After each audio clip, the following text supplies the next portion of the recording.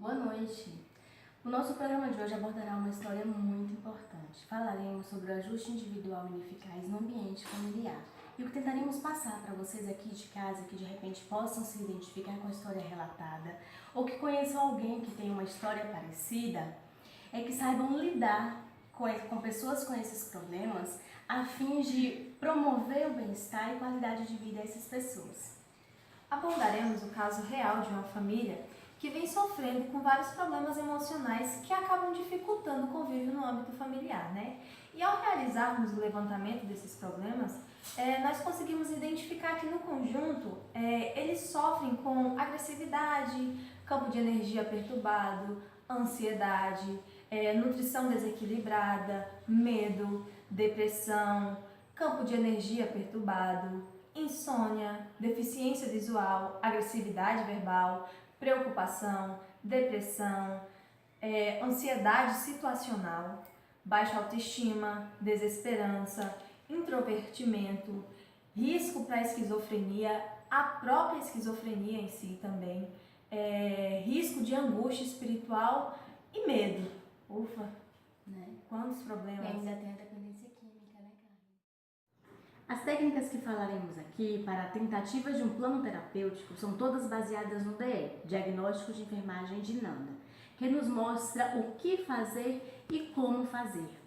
Algumas outras técnicas que vocês poderão encontrar no Talcent e umas outras técnicas também que foram criadas por voluntários de projetos comunitários. Neste caso, vamos citar duas técnicas criadas pelo enfermeiro Diego da Rosa Leal.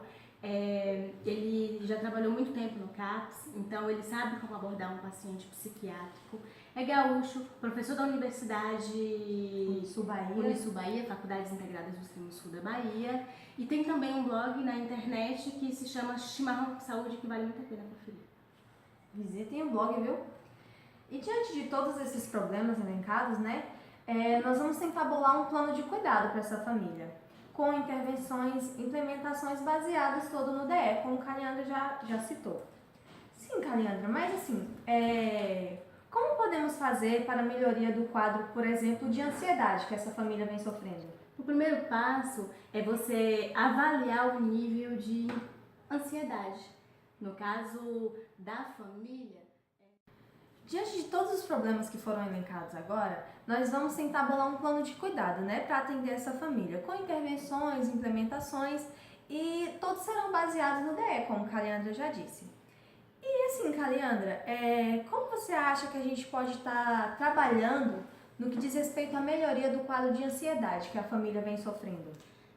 para ansiedade, o primeiro passo é a gente avaliar o nível de ansiedade, né, dessa pessoa. E como é que a gente vai fazer isso? A gente vai rever a história familiar, os fatores fisiológicos, os fármacos prescritos em uso e os fármacos que já foram usados em casos de interações medicamentosas.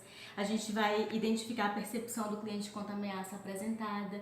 No caso da família, que existem pessoas que são agressivas, então o nível do risco de agressividade aumenta o nível de ansiedade das pessoas da família. A gente tem que classificar essa ansiedade entre leve, moderada e grave. E aí a gente tem que começar a ajustar tudo isso e reconhecer os sintomas. Foi interessante você falar da questão dos fármacos, porque toda a família já tem um histórico, né? No que diz respeito aos fármacos, porque a mãe mesmo utiliza fármaco por conta do diabetes e tal, o pai também por já ter tido câncer, né? Então, assim, foi muito bom você falar da questão farmacológica que a família vem utilizando. E assim, no que diz respeito à nutrição desequilibrada? Que neste caso é para menos que as necessidades corporais. Bem lembrado. O pai fez a retirada do estômago, né? Então ele é intolerante a vários alimentos, ele é intolerante a vários medicamentos. Então por isso ele tem uma dificuldade maior em se alimentar. Por conta também do nível de ansiedade, de medo, de todo o problema familiar, ele não tem fome. Então, ele também tem essa dificuldade de comer. Primeiro porque não pode comer tudo que gosta, né? E depois porque ele não tem apetite. na maioria das vezes também é ele que prepara a própria alimentação por conta da dificuldade visual da esposa, né? Então a gente tem que levar isso em consideração também. E a partir disso a gente pode estar indicando para ele que alimentação, né, seria adequada para ele e fazer com que ele tome ciência do que ele precisa diariamente. É interessante também, né, estimular o cliente a escolher os alimentos adequados, né? Então é importante essa questão. A família em si, Caliandra, sofre do padrão de sono, né? Perturbado. O que a gente pode estar fazendo quanto a isso? Vai. E o que a gente pode estar fazendo, Caliandra, para estar melhorando o padrão de sono perturbado da família? Em primeiro a gente vai avaliar os fatores causadores e contribuintes para esse padrão ineficaz do sono ou para a perturbação do mesmo, né? E como que a gente pode fazer isso? A gente vai tentar identificar quais são os problemas que estão causando a insônia a esse paciente. Reconhecendo esses fatores, a gente tenta implementar e intervir a fim de minimizá-los.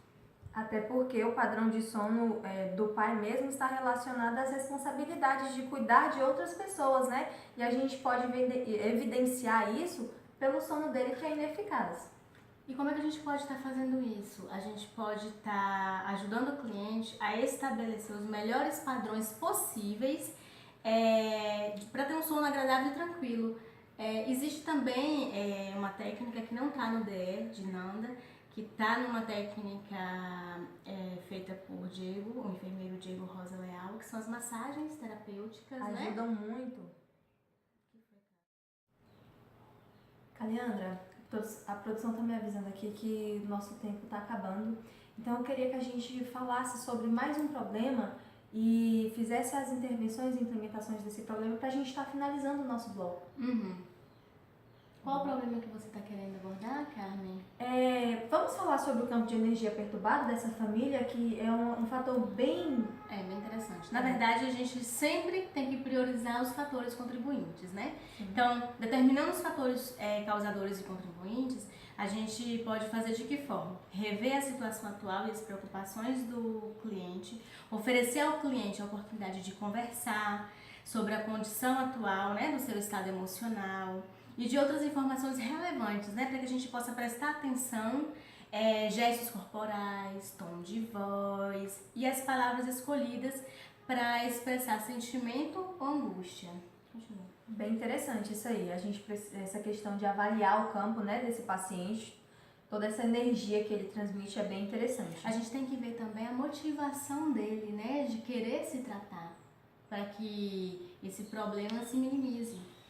Nesses casos aí também é importante falar do toque terapêutico, que vem ajudando muito esses pacientes. Exatamente. A gente podia também tentar encontrar até aquele ponto, o ponto G. Um ponto de gatilho, né? Exatamente, que é um fator que vai diminuir, né, este campo perturbado. Isso.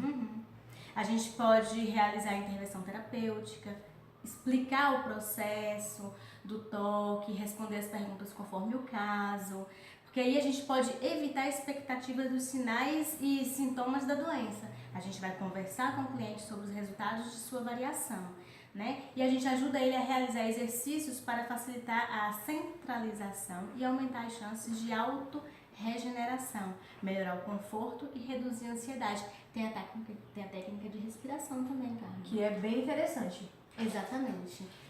Como o tempo está acabando, nós vamos deixar para falar sobre os outros problemas e auxiliar vocês em como agir com eles no próximo bloco. Obrigada.